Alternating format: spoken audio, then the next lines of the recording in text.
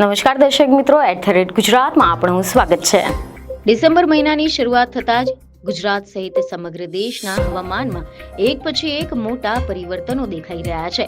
ઠંડીની ગતિ થોડા સમય માટે અટકી ગયા બાદ હવે ફરી એકવાર ઝડપ મેળવી રહી છે અને હવે હવામાન નિષ્ણાંતોની આગાહીઓ મુજબ આગામી દિવસોમાં ગુજરાતમાં કમોસમી વરસાદ, માવઠું અને કડકડતી ઠંડીનો ત્રિકાળ પ્રહાર પણ સર્જાઈ શકે છે। જી હા, એવા સમાચાર સામે આવ્યા છે કે ગુજરાતના જાણીતા હવામાન નિષ્ણાંત અંબાલાલ પટેલનું અનુમાન છે કે રાજસ્થાનથી લઈને બંગાળની ખાડી સુધી અને દક્ષિણ ભારતથી લઈને ઉત્તર ભારત સુધી વાયુમંડળમાં અસામાન્ય હલચલ જોવા મળી રહી છે। રાજસ્થાન પર એક સાયક્લોનિક સર્ક્યુલેશન સિસ્ટમ સક્રિય થઈ છે। તેની અસરના કારણે ગુજરાતના વાતાવરણમાં પલટો આવી શકે છે અને ડિસેમ્બરની શરૂઆતમાં કમોસમી વરસાદ થઈ શકે છે, જેથી ફરી એકવાર ડિસેમ્બરના મધ્યમાં ગુજરાતમાં માવઠું થવાની શક્યતા રહેશે। તો આજે આપણે વાત કરીશું અંબાલાલ પટેલની આગાહી વિશે, પશ્ચિમી વિક્ષેપની એન્ટ્રી, સાયક્લોનિક સર્ક્યુલેશનની સક્રિયતા અને ગુજરાતને પડનાર સંભવિત અસરકારક પડકારો વિશે। તો સૌપ્રથમ તમને જણાવી દઈએ કે એવા અહેવાલ સામે આવ્યા છે કે હાલમાં જ રાજસ્થાન પર એક મજબૂત સાયક્લોનિક સિસ્ટમ સક્રિય થઈ છે। હવામાન નિષ્ણાંત અંબાલાલ પટેલનું કહેવું છે કે તેની સીધી અસર ગુજરાત સુધી પહોંચી શકે છે।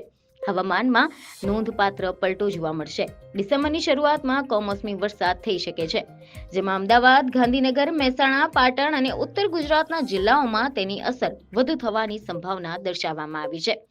કેટલાક મીડિયામાંથી એવા અહેવાલો સામે આવ્યા છે કે અંબાલાલ પટેલની અગત્યની આગાહીમાં એવું સામે આવ્યું છે કે ડિસેમ્બરનું હવામાન એ 3 તબક્કામાં બદલાશે। પહેલા તો આજથી એટલે કે 4મી તારીખથી લઈને 8 ડિસેમ્બર સુધીમાં એક નબળો પશ્ચિમી વિક્ષેપ ગુજરાત તરફ આગળ વધશે। આ સમયગાળા દરમિયાન આસામની સ્થિરતા તૂટી શકે છે અને વાદળછાયું વાતાવરણ છવાઈ શકે છે। ત્યારબાદ 5 થી લઈને 10 ડિસેમ્બર સુધીમાં ગુજરાતના ઘણા બધા વિસ્તારોમાં માવઠું થવાની શક્યતા રહેશે।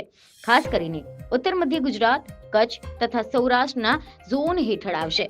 ત્યારબાદ 18 થી લઈને 24 ડિસેમ્બર સુધીમાં આ સમયગાળો સૌથી મહત્વનો ગણવામાં આવી રહ્યો છે, કારણ કે આ દરમિયાન એક મજબૂત પશ્ચિમી વિક્ષેપ, બંગાળની ખાડીમાં બનતું ડિપ્રેશન, અરબી સમુદ્રમાંથી ચડી આવતી ભેજ અને એના સંયોજનથી સર્જાતું સાયક્લોનિક સર્ક્યુલેશન, આ બધું જ મળીને ડિસેમ્બરના મધ્ય અને અંતમાં ગુજરાતમાં માવઠાનો એક મોટો રાઉન્ડ સર્જી શકે છે।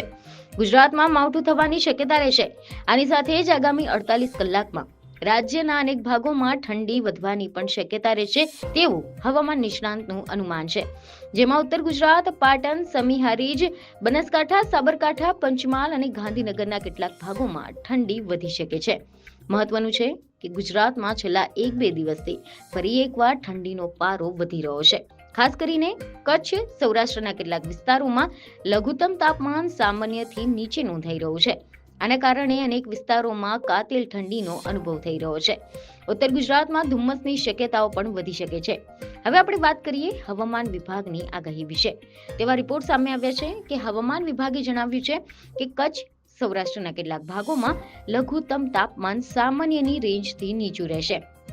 આના કારણે કેટલાક વિસ્તારોમાં કડકડતી ઠંડીનો અનુભવ થશે, જ્યારે ઉત્તર ગુજરાત, સૌરાષ્ટ્ર, કચ્છના કેટલાક વિસ્તારોમાં તેમજ મધ્ય ગુજરાતમાં પણ લઘુત્તમ તાપમાન સામાન્ય રેન્જથી ઉપર રહેશે। હવામાન વિભાગ દ્વારા આગામી મહિનાઓમાં ઠંડીની આગાહી કરતા સામે આવ્યું છે કે આગામી દિવસોમાં મધ્યપ્રદેશ, ઉત્તર પૂર્વ મહારાષ્ટ્ર, ગુજરાતના અમુક ભાગો, પંજાબ, હરિયાણા, દિલ્હી, પૂર્વી રાજસ્થાન, પશ્ચિમ ઉત્તર પ્રદેશ અને તેલંગાણામાં શીત લહેર છવાઈ શકે છે। હવામાન વિભાગે જણાવ્યું છે કે ડિસેમ્બરથી ફેબ્રુઆરી સુધીમાં કડકડતી ઠંડી પડવાની છે। હવામાન વિભાગનું માનવું છે કે આ વખતે હાડ થીજવતી ઠંડી પડવાની શક્યતા રહેશે। હવે આપણે વાત કરીએ દેશવ્યાપી હવામાનની સ્થિતિ વિશે। તેવા અહેવાલો છે કે ભારતના ઘણા બધા રાજ્યોમાં હવામાનમાં ઘરખમ ફેરફાર થવાનો છે। પશ્ચિમી વિક્ષેપ અને સતત સક્રિય થયેલું સાયક્લોનિક સર્ક્યુલેશન દેશના ઉત્તર, ઉત્તર પૂર્વ અને દક્ષિણ ભાગોમાં ભારે વિનાશ લાવી શકે છે, કારણ કે ઉત્તર પાકિસ્તાન અને આસપાસના વિસ્તારોમાં સાયક્લોનિક સર્ક્યુલેશન હાજર છે। ઉત્તર પાકિસ્તાન અને આસપાસના વિસ્તારોમાં સાયક્લોનિક સર્ક્યુલેશન સક્રિય થયું છે।